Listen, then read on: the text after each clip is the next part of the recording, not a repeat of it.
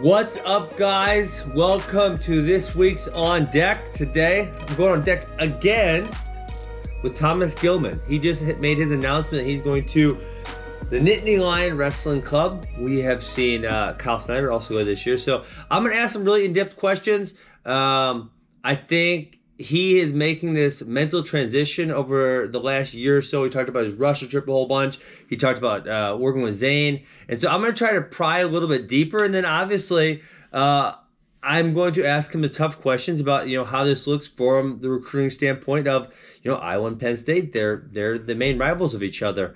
How this looks like from the RTC standpoint, with Nittany Lion Wrestling Club being able to afford all of these people, where other, now they have this gigantic stable of athletes, where other places, they may have one or two athletes. Nittany Lion Wrestling Club has 8 or 10. Does that make the playing field so uneven that it's necessary to stop it in some way, shape, or form? So I think a whole bunch of interesting discussion about this. We'll see how deep we get. We'll see if we can dig really, really deep into Thomas's mind. Hope you guys enjoy this interview. All right, what's up, Thomas? Welcome back to the show. Glad to have you again. Yeah, thanks for having me. Are you getting sick of all this media? You're like just all the time now on media. I know. I feel like I'm doing a lot, but getting nothing done. So. Yeah. So sometimes I feel like spreading your message is the most important thing. Yeah, I've kind of figured that out, kind of putting my own voice out there and letting people know what I'm thinking and not letting everybody else kind of just run their chops and make assumptions. So I think it's good too. Yeah.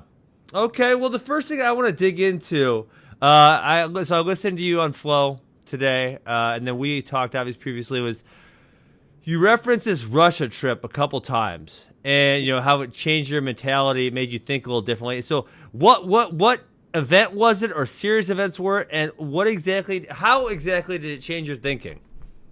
So yeah, it's a series of events. Let's see. I think just like getting like really outside my comfort zone. I was kind of walking that line of having to be very open-minded. Just in the situation I was in, I was kind of by myself. I didn't know the language, so I had to be very respectful and open-minded. But also, I kind of had to like keep my guard up at the same time and not kind of not get taken advantage of, but kind of just protect myself in a way, So I think it was a high stress environment, and I think just being relaxed but stressed at the same time really helped my mind just kind of click on a different level, because I was, like I said, out of my comfort zone, but also had to embrace that, but also kind of watch my back to a certain extent. So we're not even talking about wrestling stuff, right? You're just talking about life. Life, yeah. And wrestling's part of that, a big part of it. Of course. But just life, here's an example, I guess, is like just, being at dinner or breakfast or whatever, is hanging out, reading my book in the lobby there at the academy, and, just kind of picking up on the social cues, like trying not to commit any faux pas and kind of going along with the flow, just kind of picking up on what other guys are doing and their flow of the day, and just kind of trying to fit in that flow and not stick out too much. Obviously I stuck out quite a bit, but trying to do my best just to be respectful and go with the flow of what everyone else was doing. So I guess, so then how is that different than what you thought before? So you go into the situation and you think this, and then you have this experience that obviously I've had many of these in my life, right? Mm-hmm. And so you go in thinking this, and then you come out thinking that, and you realize, okay, maybe what I thought before wasn't totally wrong, but now I just have a better perspective, right? And I always think about it as understanding things from a bunch of different angles, and that's kind of how I like to think about it. So is there a specific thought that changed? I wouldn't say a specific thought, just the way my mind kind of ticked in a way. Not that I ever questioned anything in my training or my lifestyle, but it kind of solidified a lot of things, but also made me ask a lot of questions. When I got back here to the States, I didn't quite just do the status quo or do whatever I was told necessarily or what I was taught to do. I kind of asked more questions and tried different things. Yeah. So I think you said something important there, And that's because this is I think so in my worldview, everything's a balance. And so you said you didn't question your training, right? But then I think that on the other end is questioning yourself is important. Am I doing the right things? Is this the best way to do it? Is this the most efficient way to do it? And when we talk about my scrambling way back, that's kind of like that's how I came to figure out a lot of those things. Is and a lot of times I would say it's just some stupid kid. It's some 8-year-old at camp. I'm teaching a move. He says, "Well, is that really the best way to do it?" And I think, "Shit, is this really the best way to do it, or is there a better way to do it?" And I start thinking about it. And so I think we have to ride this balance of not questioning ourselves and being able to believe in what we're doing, while at the same time questioning, is this the best thing we should do, and make those things live together in harmony. Right. Yeah. I like what you said about balance. It's always, you never like questioning yourself in a negative sense, just trying to open your mind a little bit. Because I've been through that same situation where you're teaching a kid something and he asks you a question, right? Just shut up and do what I told you. Like, you don't know anything. Like your coach is paying me to be here for a reason. Yeah. But I think asking those questions is good, and just being just more efficient, And as you get older, there's a lot of things that come along with getting older as an athlete, as we both know, is your body bounces back or doesn't bounce back certain ways, and beyond that, just mentally, sometimes it can be just not a drain, but if you're just kind of doing the same thing over and over, it kind of gets redundant, and you kind of lose that spark of the training and why you're actually doing it. So just kind of getting outside that mental comfort zone and questioning things like, can I do something a little different this week or today to make it more exciting and progress my wrestling, just kind of like in a mental sense, not necessarily physically, because we're all going to be being in the room and grinding and that kind of thing, but what can I do to kind of get outside my mental comfort zone to grow a little bit more today or this week? So just kind of switching things up and progressing that way. Yeah. So you talked about just kind of opening your mind. Was there something in the wrestling room over there? Because obviously their training is, obviously I didn't wrestle internationally for a long time, year and a half, but I was over there a couple times. I kind of saw how different it was than your traditional American environment. Was there something about that affected you also, or made you think, or was it literally just the day-to-day stuff? It was. This is something that comes to mind when you're asking that question. Is something that I've always done, through college and my early international career, was I'd go in the room, I'd get the work done, and I'm out. So there wasn't a lot of like lag time, I would say. But I think that lag time is essential to grow, just like mentally. So here's an example: we would practice, at 11 o'clock every day.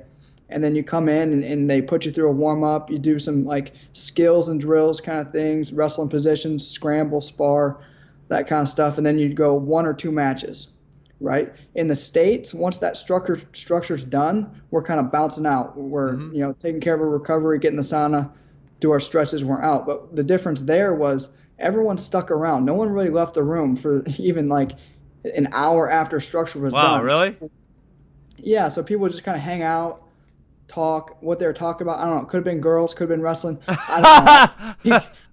Russian, but just like you analyze things and they're probably talking about wrestling. So instead of like coming in, work's done, getting out, going home, whatever, they're probably analyzing their wrestling and talking about their wrestling. But the other thing that I really observed was it was kind of, I called it like speed dating. So you kind of like, they'd kind of grab different guys and just kind of like roll around, like get in a position and ask what they were doing there. So Tisbalov was really working on a lot of underhooks when I was there. Okay. And so he'd have a crew of like 3 or 4 guys watching him kind of spar after practice in that position. And then those 3 or 4 guys would kind of grab him at certain points and ask him questions like, oh, well, why you do that or why you do this? And you grab a different guy and get a different feel. Yeah. And so I would just sit and observe these different groups of guys just kind of talking about wrestling and getting in different positions after the work, quote unquote, was done. So there's a lot of learning that went on after the structure was done, just by grabbing different guys and getting different feels and obviously talking through situations. And I've been like that, at camp or something, like after Bill's done, teaching, everyone's kind of hanging around the room or whatever, you kind of grab a guy like Burroughs and get your hands on him and say, well, why you do this or why you do that.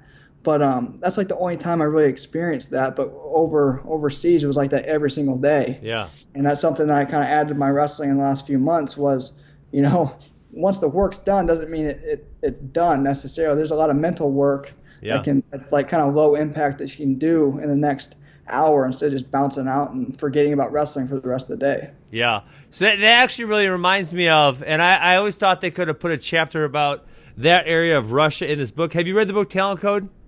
I haven't. Okay, it's one of my favorite books. I'll recommend it to you very strongly. But one of the things what they do is they go all over the world. They find these talent hotspots where they're putting out. It shouldn't be called talent; it should be called skill or something. Because I don't believe in talent, but that's another topic. Don't even get me started. That always makes people mad when I say I don't believe in it. How do you feel about that? I think talent. I think there's a certain aspect of talent in a sense. Like some people are naturally gifted at certain things, like Jamaican sprinters or sure, so there's a certain genetic aspect of it, but I don't think that's talent. Obviously the best in the world. There's talent, but there's also a lot of work that goes into. You're not just going to be talented and go win the world championships. That's that's not a thing. So I agree with you in that aspect.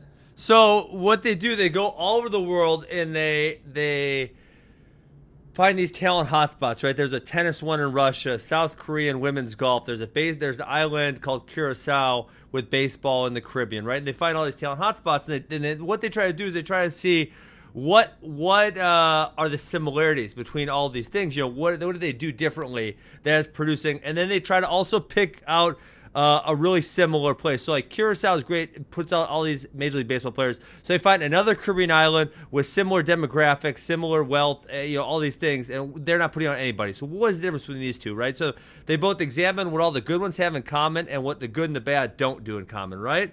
And one of the things that just you reminded me of there was, with like Curacao, he said, there's this one guy. Obviously, there's multiple effects. But one of the things is these kids are thinking about baseball all the time. So this writer is down there with the guy who's like the president of the organization or whatever. And this guy is getting calls like late at night from these kids asking about really obscure baseball strategies.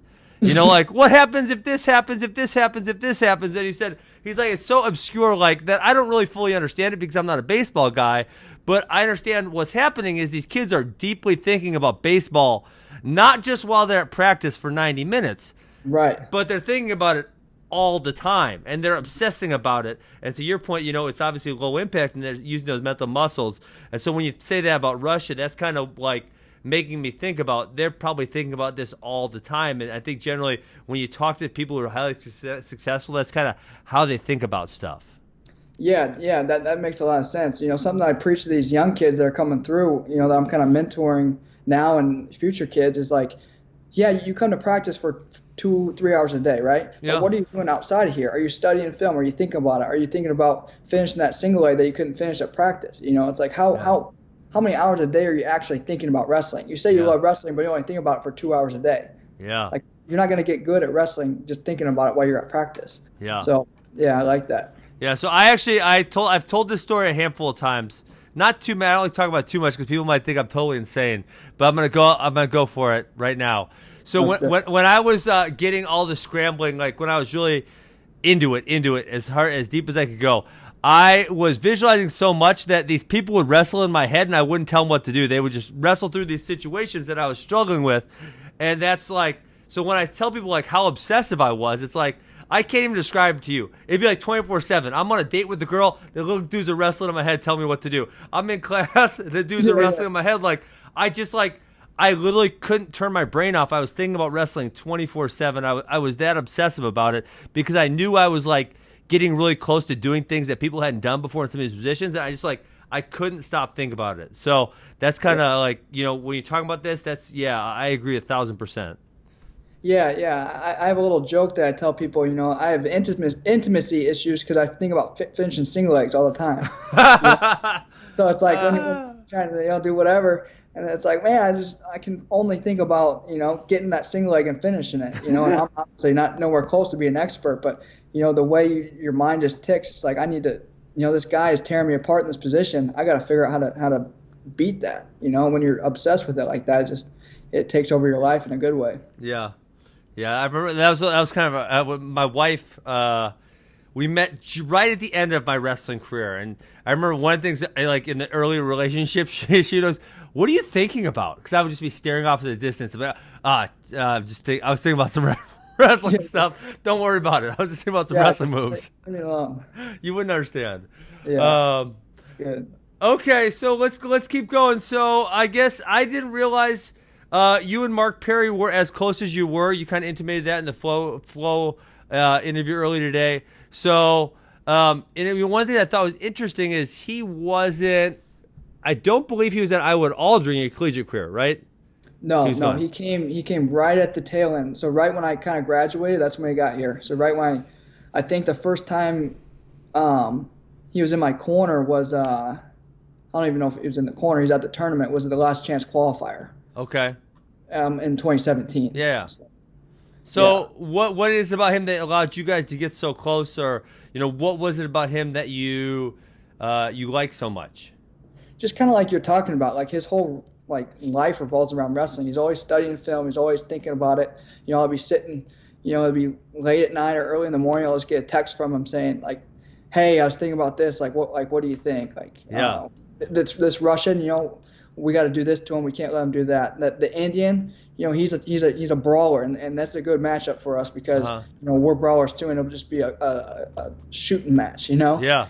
So there's little things like that, and you appreciate the time and energy he puts into it, and he's always kind of he's always thinking about it, but he's always kind of throwing things at you to make sure you're thinking about it too, and that we're on the same page. So just that passion, it's great.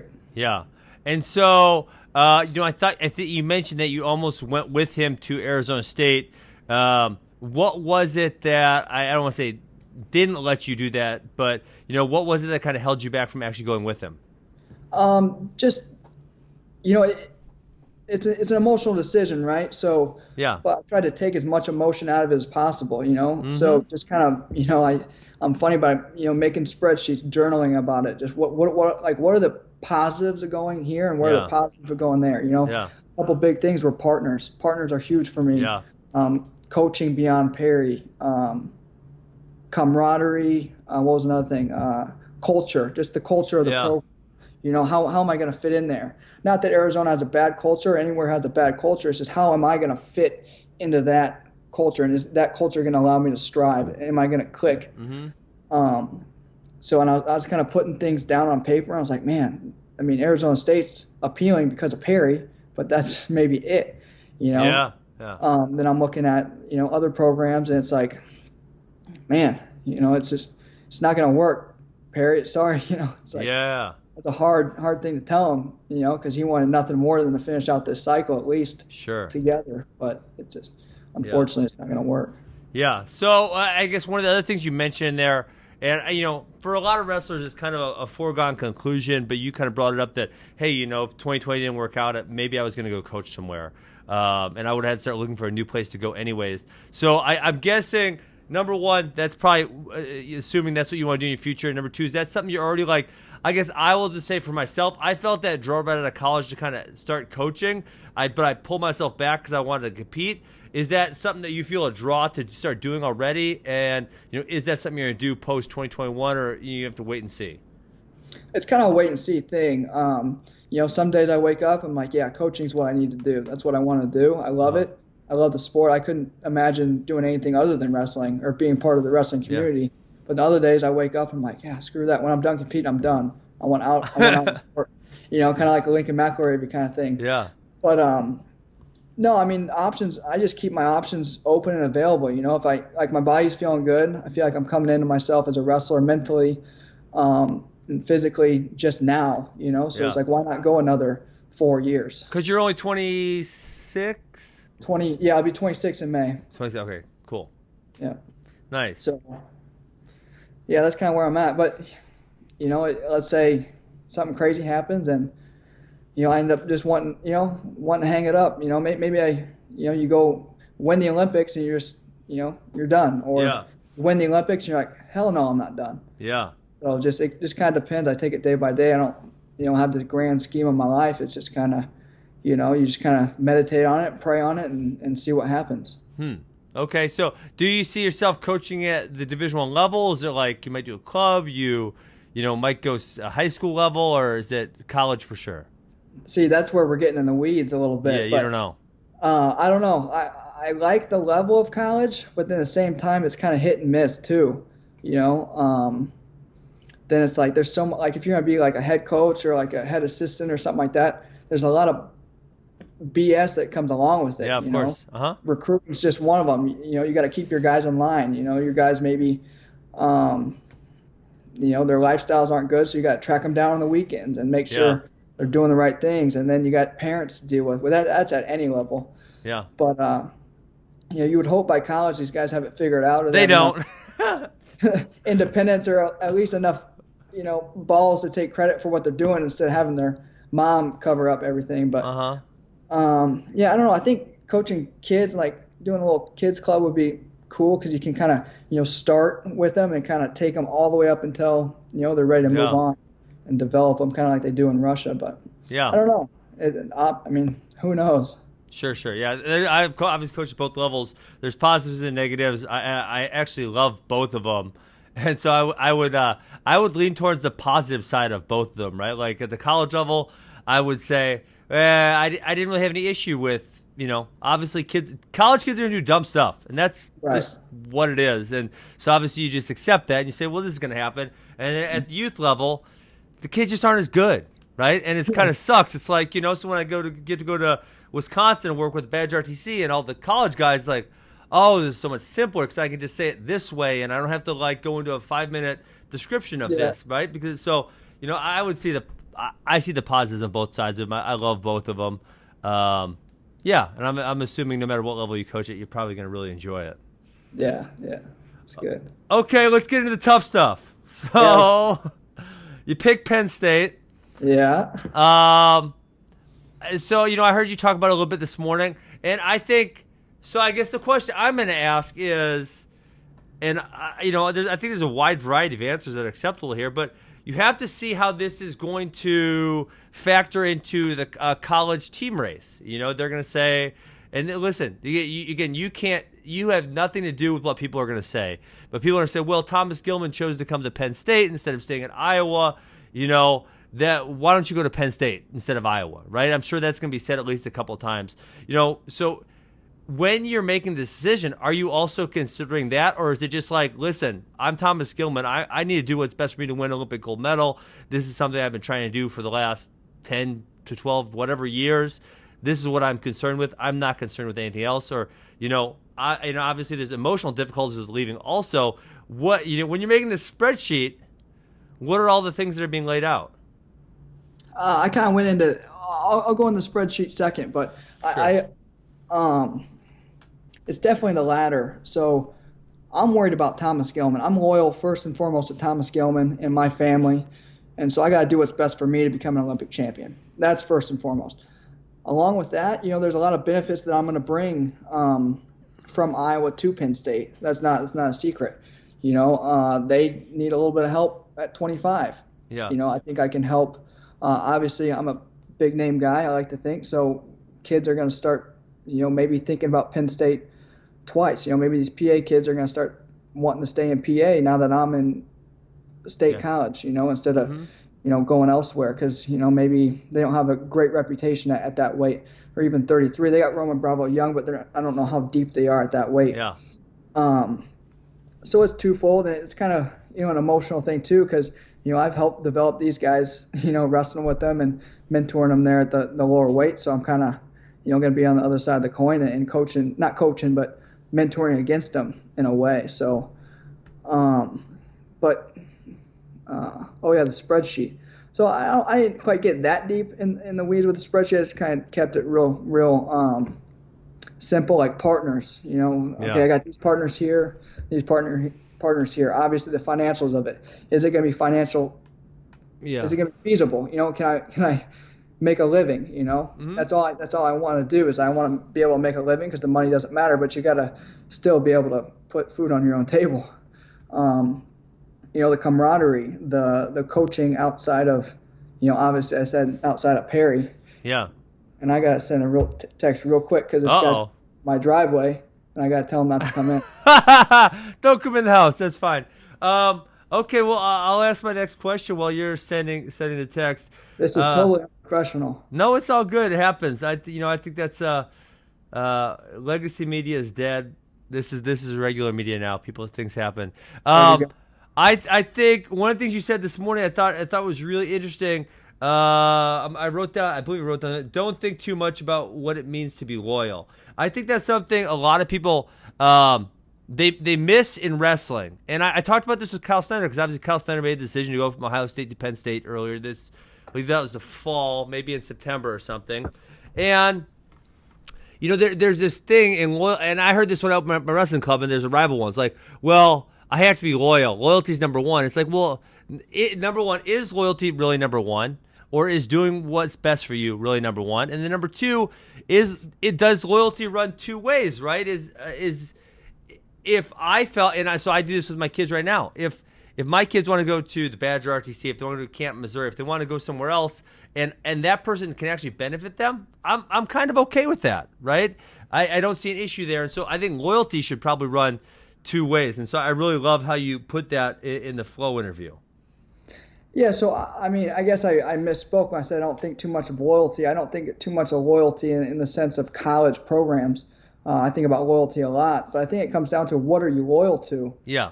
And I think you have to have those principles and those morals set out just to live your everyday life. Who are you really loyal to? And this has kind of been a thing I've wrestled with for a long time. Like, am I loyal to Iowa wrestling? Am I loyal to Tom Brands? I was, of course, because I was here. But am I loyal to them where it's a fault on me, where I'm not going to get better? Am I going to stay stagnant because I'm loyal to a program where I'm not going to get to the next level? Or maybe, this isn't the case, but am I going to stay loyal to a program that doesn't have the loyalty back to me? Yeah. So at the end of the day, you got to be loyal to yourself. And actually, I was sitting here taking some notes on loyalty, and I was like, well, I should look up the definition of what loyalty actually means. I'm calling everyone out for getting a dictionary, but it's just, I think you got to have, it's kind of like a hierarchy, So it's like something I think about is God and country. First you're loyal to God, whatever that means to you. For me, it's God, and then you're loyal to your country, and then beyond that, it's things start falling into place. Okay, now I'm loyal to myself, my family. Your fiance, your wife, things like that. But if any of that kind of like, let's say your wife is you're loyal to her, but she's asking you to do something that kind of goes against God or the country, you got to navigate that. You got to have those hierarchy of principles. Mm-hmm. So it's a very philosophical argument, but absolutely. I mean, people that are saying, "Oh, you're not loyal," I don't even know what that means really in that context. Like, oh, because I'm leaving Iowa City to do what's best for me. Yeah. Okay, then I'm not loyal. I'm not loyal to Iowa. Then I'm loyal to me. Yeah, and that's fair. And I actually thought the point I made with Kyle earlier this fall was, if you're in MMA, you'll see guys bring in all types of different coaches. When when I'm coaching my AWA, it's like, okay, if a kid wants to go to a camp at the Olympic Training Center, a camp in Missouri, a camp in Wisconsin, camp at Iowa, it's like, do I discourage that, or do I say that's fantastic? I want you to get new perspectives and new thoughts and see new people and get new looks, because I think that's going to make you better. And I think it's really funny because at the international level, guys very, very rarely move around. Like it does. If you're talking about the top, say 2 to 3 guys, if you try to think about the amount of people who have went new places in the last decade, it's not very many. It's really small. And so I think it would probably be almost a healthier system if people were making moves a little more often, because they would get a whole bunch of different looks and different opinions on their style, and they would get thoughts from a whole bunch of different coaches, and that eventually would make them more well-rounded. Right. Sorry. Yeah, and I got 2 things to say off that. Like, first, like, as a coach or even as an athlete, you got to kind of check your ego. And especially as a coach, like the position you're in with your kids club, is if you're telling your kids not to go other places, you're kind of keeping them, in the closet, and the only thing that they can learn is from you. I mean, you're pretty insecure about your coaching skills, right? So you want to let those kids go out. You want to let them go everywhere and disperse, because you know what? If you're the best coach, they're always going to come back. Yeah. And 2, you don't have to necessarily change locations like permanently. You can go, to camp in OTC for a week. You can go to Iowa for a week, Penn State for a week, whatever. Just get a different feel, different eyes, like you're saying. And at the international level, we're trying to be the best in the world. So if you're hindered by your college program and you can only wrestle at that RTC, then you're kind of you're hindering yourself. Yeah. Right? Because your loyalty to the program, but their loyalty, is to you, but also it's, to the college guys first and foremost, right? Yeah. So you got to balance that as well. So if and it's not a knock on college coaches, but their paychecks coming right through the university program, right? Yeah. So they're the RTC guys, as long as the RTC guys are benefiting them. So it's kind of a sticky position that we're in here in the United States. Yeah. As far as loyalty and. I think that's an interesting point because I have many mixed feelings about the RTCs. Obviously I think it benefits America. And, we've been doing a lot better internationally since more guys are wrestling longer periods of time, which didn't happen, say, even 10 years ago in my era. But at the same time, I think you say that. I guess I'm gonna get your opinion because you're in the heat. You're in it more than I am. But you said college coaches are more loyal to their guys, but at the same time, I feel like the RTCs are such a big dictator of where good high school kids are going to go, right? If one program has a great RTC, they're going to two schools. One program has a great RTC, the other program has no or a not too good RTC. Generally speaking, a good high school kid is going to lean towards their program at the RTC. So in essence, then that means the college coaches then also have to cater to the RTC athletes because if they're not able to keep them around, then they're going to probably lose out at some point, maybe not immediately, but at some point on the the high school kids that are coming in. Yeah, that's a good point. I mean, that's part of the reason I ended up at University of Iowa because you had the Hawkeye Wrestling program or Hawkeye Wrestling Club, and I had all these post-collegiate guys to work out with, and as a college coach, you got to really balance that, because your paycheck today is coming through, guys winning the nationals, doing well at the nationals as a team, but your paycheck tomorrow is going to come through that RTC because those RTC guys are the ones kind of recruiting these younger guys. I've been, not that I recruit. You can't recruit per se necessarily as an RTC athlete, but I know what you're saying. Guys come in to wrestle at camps, or you go do a camp and you roll around with a high school junior, and that changes their life, and they ask you a question and you answer it, and all of a sudden they're coming to University of Iowa because they want to wrestle with Thomas Gilman, or Penn State now. Yeah. So it is an interesting, kind of dichotomy there with the RTC and the college program. Yeah. Okay, last question. If you feel free to answer, don't answer, whatever you want to say. I'm going to leave it on you. Obviously the obvious is Spencer Lee. They asked about it on FRL this morning. I did watch an interview where he said he better know that I'm coming or something. I don't remember exactly what you said last week. You mentioned on our podcast, when we podcast before, that you don't remember the last time you worked out with them. So obviously he's part of the equation. There's no way to, looking from the outside, there's no way to say that's not part of the equation. Was it, I want to be better set up to beat him? Was it, I'm annoyed that I don't get to work out with him? Was it a factor of all those things put together? Or was that not even a part of the decision? I think people are reading into it too much because they kind of want this drama. I want drama. I love drama. I know you do. I love drama too, as long as I'm not involved. Right? Sure, that's fair. Yeah. You know what I mean? You guys are fine because you guys are the media and you guys can just make your own conclusions and talk about it, and it doesn't really affect you too much.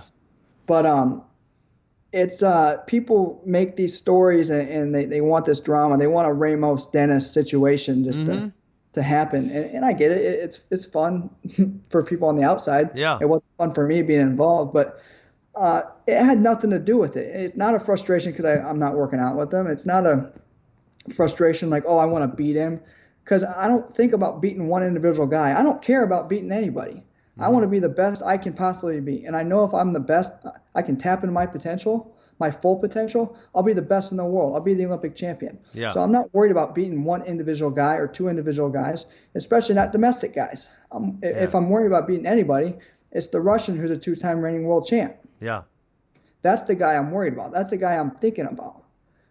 When I'm strategizing and figuring out how I'm going to beat these guys, it's not one guy. It's guys. I gotta fill my holes. I gotta work on my hindrances. I gotta work on where my game is not so good, not where he's good. Yeah. I'm gonna tell you, I'm not gonna worry about that guy. So maybe I'm skating the question, but No, I think you answered it very fairly. it had nothing to do with it. And I think that when you're getting ready for a tournament, I'm getting ready for the Final X, I'm getting ready for the trials. Obviously, you're gonna break things down and be like, all right, this is gonna be my path to be the Olympian. You're aware of guys' strengths, right? Mm-hmm. But other than that, I'm not worried about it. I'm just worried about being the best I can possibly be. Yeah. And that's all that matters to me. Yeah. And that's something I can control. I can't control anything else. I'm worried about what I can control, and that's it. Yeah. No, I think that's fair. I think you answered it really well. I think the outside does want drama. There's that one saying, controversy creates cash, right? Yeah. The more controversy there is, the more people will tune in to watch. So, if you were in MMA or something, you would probably want to answer the opposite and say like, yeah, I hate him. I hate his guts. And then Right. more people would tune in to watch. But yeah, no, I think you answered it fairly. I think you answered honestly. Yeah, I don't think there's anything else to put there. I think hopefully that puts it to rest for a lot of people. Is there anything else you want to tell us about? I feel like you've been on getting interviewed all day long. Yeah, well, if I'm missing something, people can tune into other interviews, and hopefully it'll be a while before I'm back on here and running my chops. All right, appreciate it, and good best of luck, and who knows when we'll see you next, because we don't know when this corona thing's going to get over. Who knows? All right, see you later. Yeah, appreciate it. Thank Bye. you.